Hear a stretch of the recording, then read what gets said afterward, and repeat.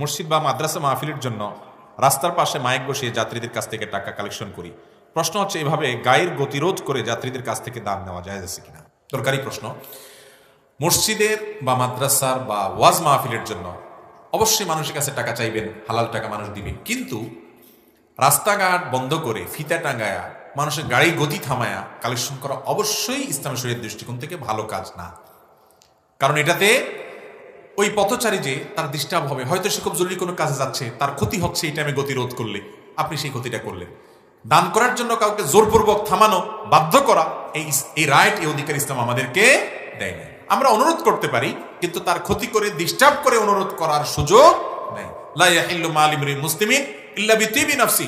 কোন মুসলমানের মাল সম্পদ তার মনের সন্তুষ্টি ছাড়া, দিল থেকে না দিলে সেটা আমাদের জন্য জায়েজ হবে। আপনি মসজিদের জন্য নেন, মালসানা সুন্দরভাবে নিতে হবে।